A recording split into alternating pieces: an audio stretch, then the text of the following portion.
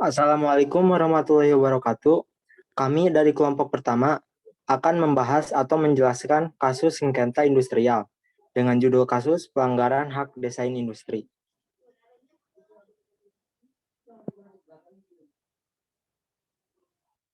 Anggota dari kelompok pertama, yang pertama ada Anissa Sophia, Barka Haren, Dea Jihan, Fadel Fadilah, Muhammad Naufal, Muhammad Aufa, Najwa Mariana, Kurota Aini, Rista, dan Yuro Kuefas.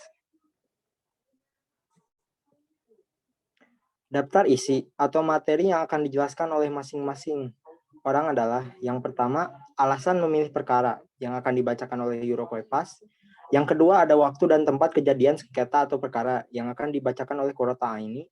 Yang ketiga, ada pihak yang bersengketa yang akan dibacakan oleh Najwa. Yang keempat, ada runtutan kejadian yang akan dibacakan oleh Anissa Sophia.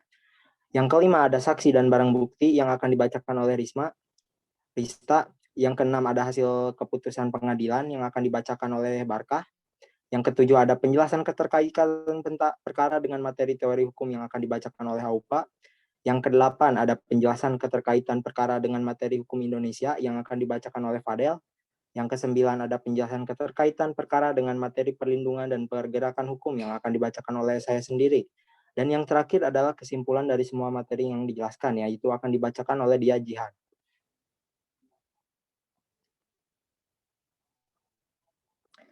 Materi pertama atau dengan judul alasan memilih perkara akan dimulai atau dijelaskan oleh Yuro Kuefas. Alasan memilih perkara. Alasan mengapa kami memilih perkara ini disebabkan kasus seperti ini lazim terjadi pada sekarang ini, khususnya di masa pandemi COVID-19 yang membuat sebagian orang ataupun perusahaan tertentu menggunakan segala cara untuk mendapatkan keuntungan tanpa memperpedulikan hak cipta orang lain serta perlindungan hak desain yang dimiliki.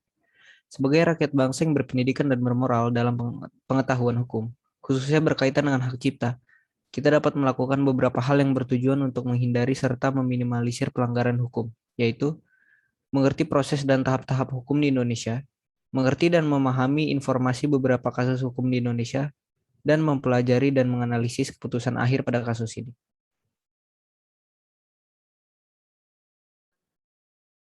Waktu dan tempat kejadian sengketa atau perkara.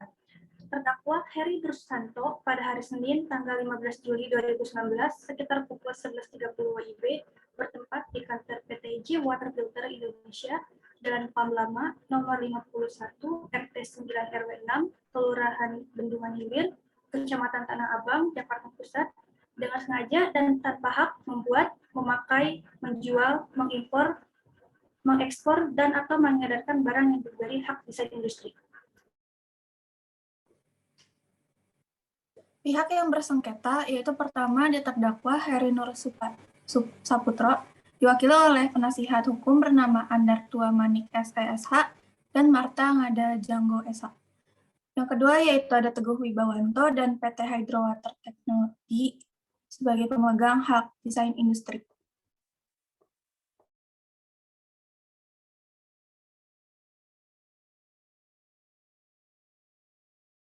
Selanjutnya yaitu runtutan kejadian. Kasus ini dimulai pada tahun 1999 ketika Pak Teguh Wibawanto mendesain filter air dengan menggunakan merek Aladin. Selanjutnya pada tahun 2002 filter air tersebut diperdagangkan dan diganti mereknya menjadi Hydro, tetapi belum memiliki badan hukum. Kemudian pada 2 Januari tahun 2003, Pak Teguh Wibawanto mendirikan PT Hydro Teknologi dengan menjual produk filter airnya tersebut.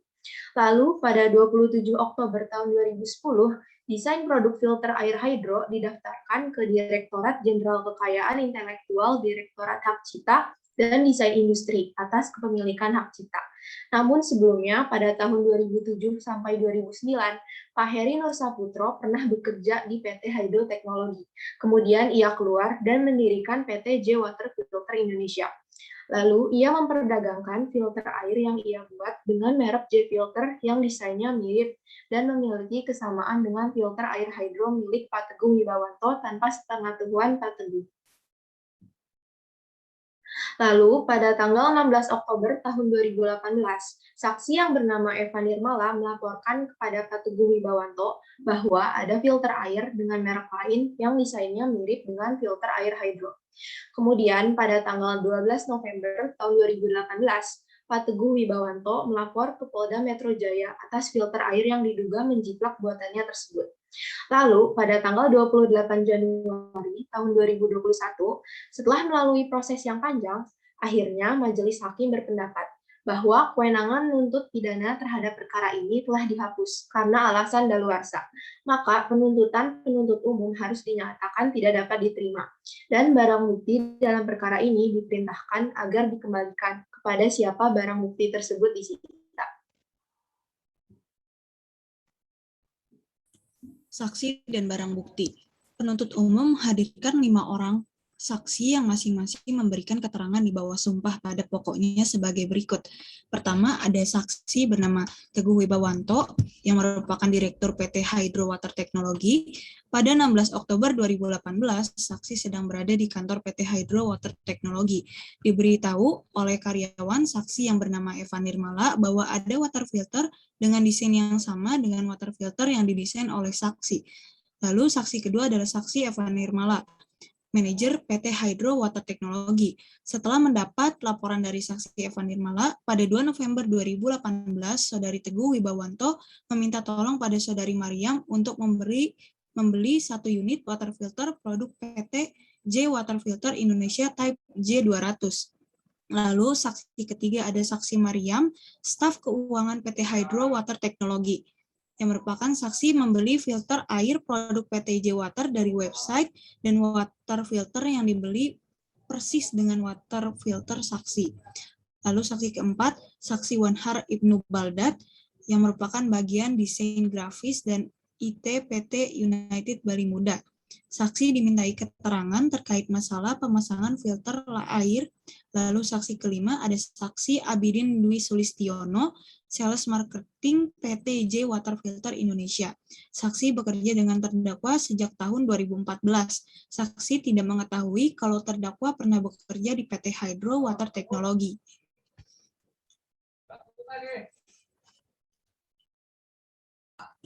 Berikut adalah barang bukti. Yang pertama ada 1 unit water filter Type Hydro 2000 dari PT Hydro Filter Technology. Barang bukti nomor 1 dikembalikan ke saksi korban Teguh Wibawanto. Lalu 1 lembar aplikasi setoran Bank Mandiri tanggal 2 November 2018. Yang ketiga ada 1 unit water filter Type J200 produksi PT J Water Filter Indonesia. Barang bukti nomor 2 dan 3 dirampas untuk dimusnahkan. A. Disita dari terdakwa Heri Nur Saputro. Pertama ada 2 buah tabung J Water Type J400. Kedua ada 1 buah tabung J Water Type J200. Ketiga ada 1 buah tabung J Water Type J600. Keempat ada 1 unit laptop merek Asus warna putih. Kelima ada 1 unit laptop merek Acer warna hitam. Yang keenam ada 1 unit HP merek Xiaomi warna putih berikut SIM card. Lalu yang ketujuh ada 1 unit HP merek Asus warna hitam berikut SIM card. Yang ke-8 ada 1 unit mesin EDC Bank Mandiri. Yang ke-9 ada 2 buah stempel PT J Water Filter Indonesia. Yang ke-10 ada 1 unit printer Epson LX300. Yang ke-11 ada 55 buah baut stainless ukuran 17. Yang ke-12 ada 3 botol kaporit.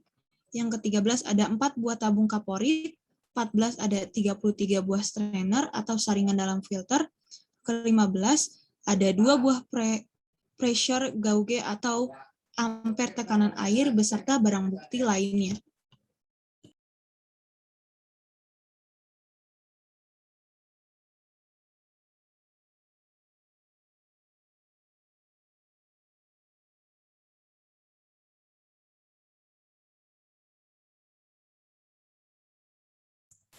Selanjutnya ada hasil putusan pengadilan. Yang pertama, menyatakan penuntutan penuntut umum tidak dapat diterima.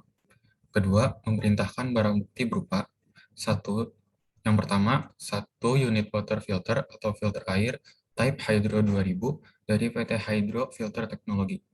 Dikembalikan kepada saksi Teguh Wibawanto. Yang kedua, 1 lembar aplikasi setoran Bank Mandiri pada tanggal 2 November 2018. Yang kedua, 1 unit water filter atau filter air Type J200 produksi PT J Water Filter Indonesia. Yang ketiga, 2 buah tabung J-Water Type J400. Yang keempat, 1 buah tabung J-Water Type J200. Yang kelima, 1 buah tabung J-Water Type J600. Yang keenam, 1 unit laptop merek Asus warna putih. Dan yang ketujuh, 1 unit laptop merek Acer warna hitam. Dan sejumlah barang bukti lainnya.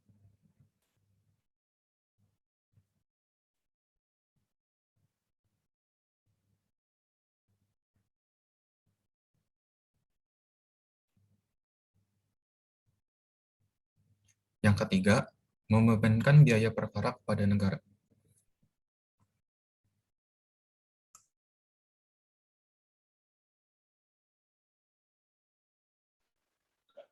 Penjelasan keterkaitan perkara dengan materi teori hukum, yaitu yang pertama, subjek hukum. Dalam perkara ini terdapat subjek hukum dan termasuk ke dalam kategori subjek hukum badan hukum atau right person, karena perkara ini berkaitan dengan hak kekayaan intelektual. Lalu yang kedua, badan hukum dalam perkara ini termasuk ke dalam badan hukum privat, karena perkara ini hanya melibatkan PT Hydro Water Technology dan PT J Water Filter Indonesia. Lalu yang ketiga, objek hukum. Pada perkara ini yang menjadi objek hukum yaitu filter air, dan benda ini termasuk ke dalam benda bernilai ekonomis karena dapat dijual, dan termasuk ke dalam benda berwujud dan tidak bergerak. Dan yang terakhir, hak dan kewajiban. Dalam perkara ini, PT Hydro Water Technology berhak untuk mengajukan dan mendapatkan perlindungan hak desain industri karena PT Hydro Water Technology telah mendaftarkan hak ciptanya dan berdasarkan data yang terdapat dalam daftar umum desain industri di Direktorat Hak Cipta dan Desain Industri telah terdaftar desain industri filter air, daftar nomor ID 002885-D, tanggal permohonan 27 Oktober 2010, atas nama pendesain Teguh Wibawanto, dan pemegang hak desain industri yaitu PT Hydro Water Technology, Jalan Parangtritis nomor 7, Ancol, Pademangan, Jakarta Utara, dengan lingkup perlindungan bentuk dan konfigurasi. Tetapi dalam perkara ini, PT Hydro Water Technology tidak mendapatkan haknya karena telah terjadi daluarsa pada perkara ini.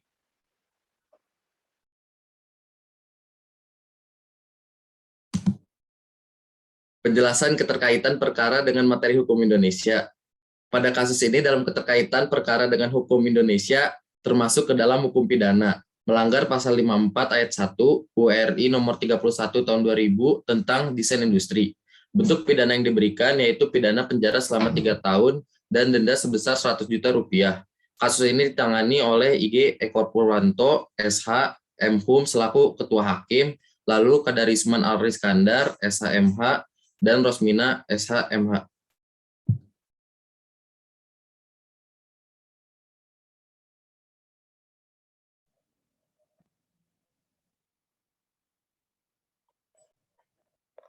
Penjelasan keterkaitan dengan materi perlindungan dan penegakan hukum Indonesia. Perlindungan hukum.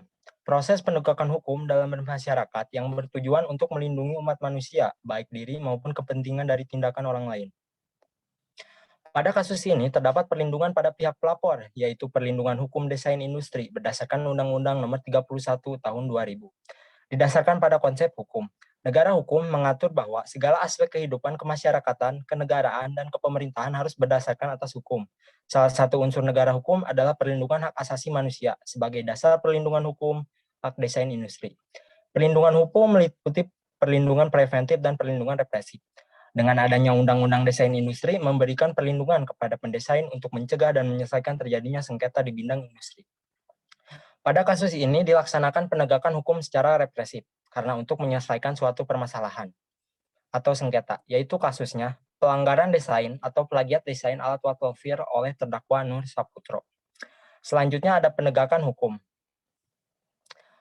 Penegakan hukum adalah proses dilaksanakannya upaya agar norma-norma hukum dapat berfungsi secara nyata dalam bermasyarakat sebagai pedoman berperilaku dalam bermasyarakat, berbangsa, dan bernegara. Ada beberapa poin dasarnya, yaitu objek, subjek, dan penegakan hukum. Subjek pada kasus ini, seperti Aupa katakan, yaitu badan hukum, karena berkaitan dengan kekayaan intelektual. Badan hukumnya privat, karena melibatkan dua belah pihak masing-masing. Untuk objek, menurut pasal 503 KUHP, yaitu benda tak berwujud, yaitu hak cipta. Sedangkan menurut pasal 504 KUHP, benda tetap, yaitu alat filter air. Dan terakhir, penegakan hukum. Pada kasus pelanggaran hak desain industri ini, sesuai pasal 9 ayat 1 Undang-Undang Republik Indonesia Nomor 31 Tahun 2000 tentang desain industri, pemegang hak desain industri memiliki hak eksekutif untuk melaksanakan hak desain industri yang dimilikinya dan untuk melarang orang lain yang tanpa persetujuan membuat, memakai, menjual, mengimpor, mengekspor, dan untuk mengedarkan barang yang diberi hak desain industri. Maka seharusnya terdakwa dapat dikenakan tindak pidana sesuai pasal 54 ayat 1 yang berbunyi, barang siapa dengan sengaja dan tanpa hak melakukan perbuatan sebagaimana dimaksud dalam pasal 9, dipidana dengan pidana penjara paling lama 4 tahun dan atau denda paling banyak 300 juta. Namun hukum tersebut tidak ditegakkan. Karena apa? Karena perkara ini telah kadaluarsa akibat Pak Teguh atau saksi yang lalai karena terlambat melaporkan selama 2 tahun. Karena pada pasal 54 ayat 3 UU nomor 31 tahun 2000, kasus ini termasuk delik aduan. Dan delik aduan sesuai pasal 74 KUHP ayat 1 adalah pengaduan, hanya boleh diajukan dalam waktu 6 bulan sejak orang yang berhak mengadu mengetahui adanya kejahatan, jika bertempat tinggal di Indonesia, atau dalam waktu 9 bulan jika bertempat tinggal di luar Indonesia. Jadi kasus ini tidak diterima.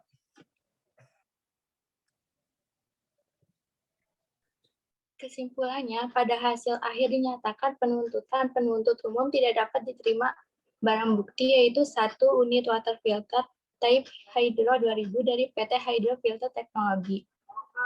Dikembalikan kepada saksi Teguh Wibawanto, dan beberapa barang bukti dikembalikan kepada terdakwa Teguh Wibawanto dan PT Hydro Water Teknologi sebagai pemegang hak desain industri. Pembelajaran yang dapat kita ambil dari kasus ini yaitu kerap kali kita menganggap kalau mengambil desain orang atau menjiplak karya orang termasuk hal yang sepele. Ternyata hal tersebut merupakan tindakan kejahatan yang bisa dihukum dan sudah ada undang-undangnya. Jika nanti kita mempunyai suatu brand, maka harus didaftarkan hak ciptanya, sehingga jika terdapat permasalahan seperti kasus ini, kita mempunyai hak untuk menuntut serta melindungi hak desain kita.